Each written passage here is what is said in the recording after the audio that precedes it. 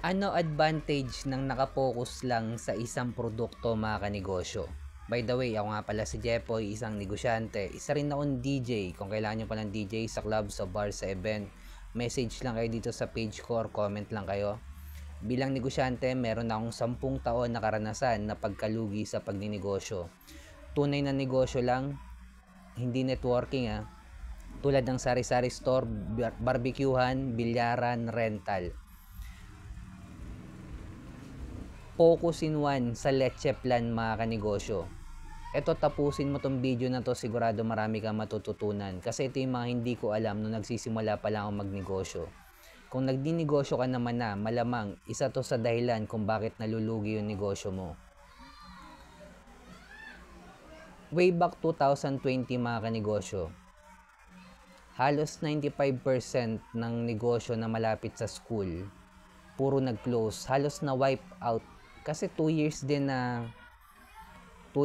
na online class yung mga school. At isa na yung negosyo kong sari-sari store na nalugi doon mga kanegosyo. Pero naitawid ko pa siya hanggang 2021.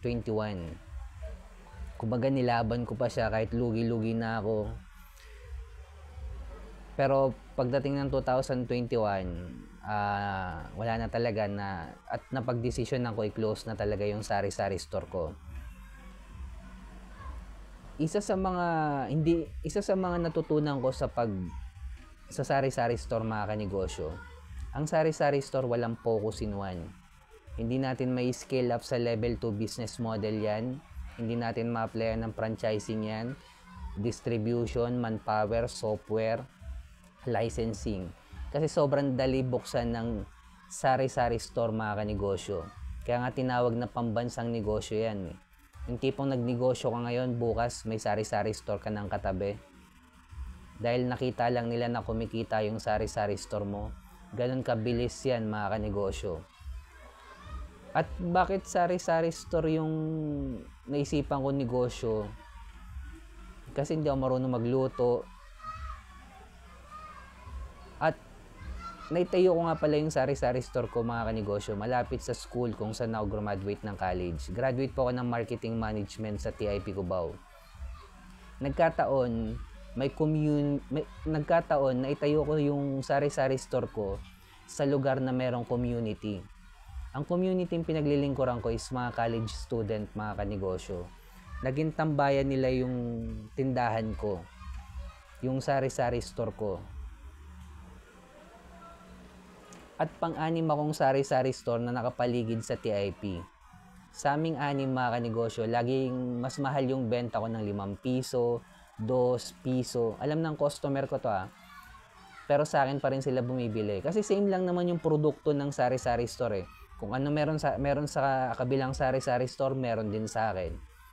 Pero yung sa akin, malupit yung serbisyo ko kumpara sa 5 sari-sari store mga kanegosyo. At ano ang advantage kung nakapokus ka lang sa isa tulad ng ginagawa ni Kuya na nagtitinda ng Leche Plan or nagninegosyo ng Leche Plan? Kapag nakapokus ka lang sa isa mga kanegosyo, yung marketing mo hindi sabog. Yung marketing mo hindi mahirap i-identify ng customer. Halimbawa, yung tarpaulin mo puro tungkol lang sa Leche Plan. Walang nakalagay doon na pizza, walang shawarma, walang burger, walang price, lahat tungkol lang sa Leche Plan. Pag magpo-post ka sa social media, lahat tungkol lang din sa Leche Plan. Hindi ka hirap i-identify ng customer mo na halimbawa once a week gusto nila kumain ng Leche Plan. Ikaw maiisip nila. Pangatlo, hindi mahirap i-monitor yung inventory mo. Kasi lahat ng produkto mo patungkol sa Leche Plan.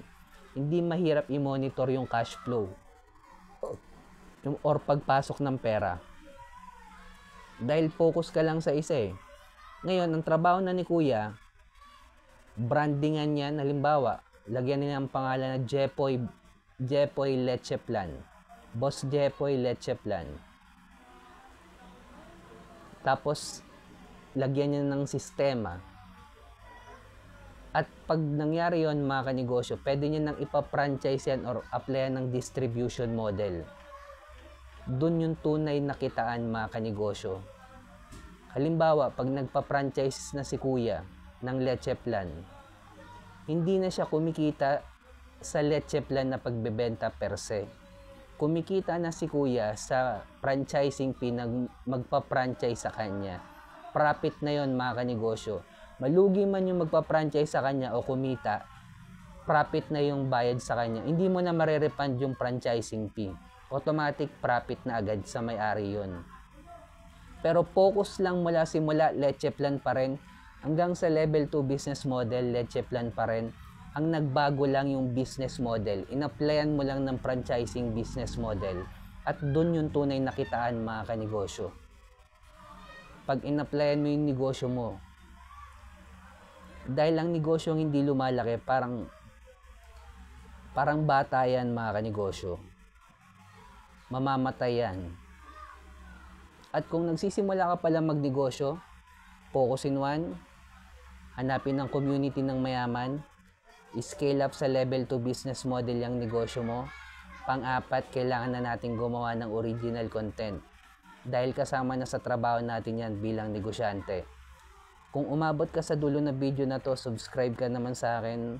Comment ka lang kung nakakain ka na lang. Sabihin mo, Leche Plan, comment. Heart mo na rin to mga kanegosyo. Bilang negosyante, kung dumadanas tayo ng pagsubok or struggle, huwag natin kalimutan mag-pray kahit anong religion natin. Ingat tayong lahat. Peace.